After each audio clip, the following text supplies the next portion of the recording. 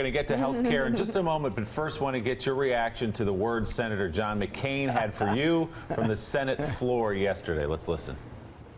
I note the senator from Kentucky leaving the floor without justification or any rationale for the action that he has just taken.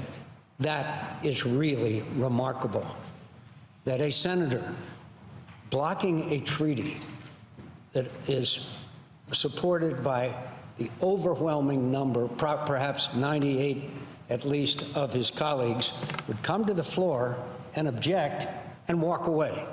And walk away. The only conclusion you can draw when he walks away is he has no argument to be made.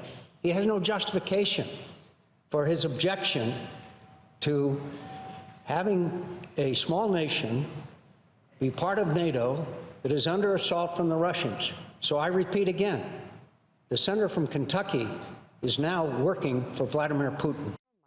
So, Senator, a little context, context around that. The vote was around putting Montenegro into NATO.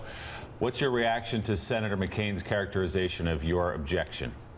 Well, you know, I think he makes a really, really strong case, you know, for term limits.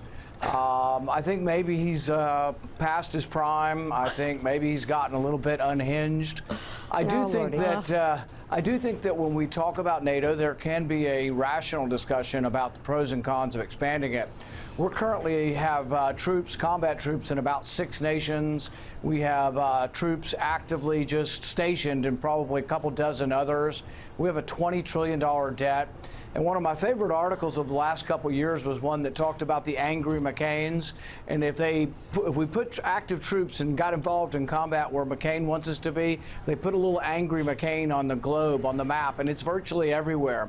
So his foreign policy is something that would greatly endanger the United States, greatly overextend us. And there has to be the thought whether or not it's in our national interest to pledge to get involved with war if Montenegro has an altercation with anyone. There's also another argument, is that when you ask the people of Montenegro, only about 40% or slightly less are actually in favor of this. They are close to Russia. They're close to being sort of like Ukraine in the transition from Europe to Asia. Perhaps it would be good to be like Switzerland and be more neutral and trade with both.